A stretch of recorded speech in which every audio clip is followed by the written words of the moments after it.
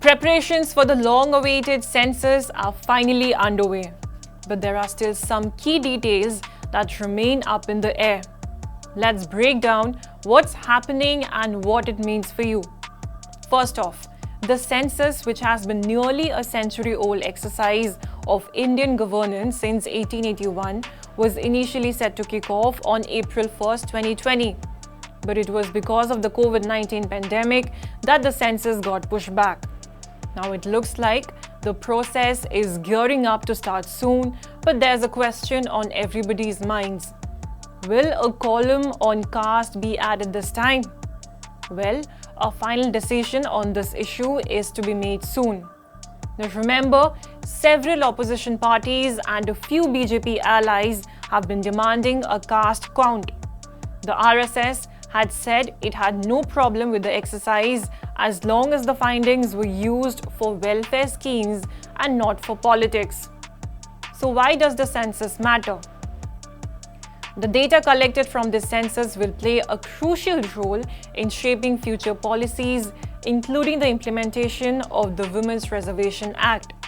Now, this act, which aims to reserve 1/3 of seats for women in the Lok Sabha and state assemblies, is tied to the census. It's set to kick in only after a delimitation exercise based on this census data. But here's where things get a little bit complicated.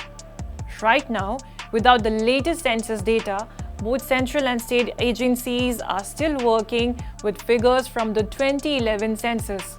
This means that all subsidies and resource allocations are based on outdated information, which could impact everything from public services to policy decisions. The upcoming census is set to be a digital one, marking a first for India. Now, NPR, that is the National Population Register, has been made compulsory for citizens who want to exercise the right to fill the census form on their own rather than through government enumerators.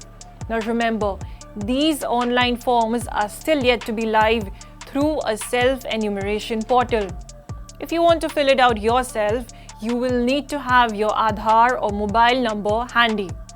This digital shift aims to streamline the process and make it more accessible. So what will the census include this time? Let's break it down for you.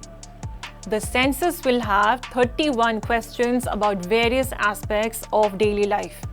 You'll be asked about household items like phones, internet access, and vehicles, as well as more personal details such as what kind of cereal you eat and your primary cooking fuel.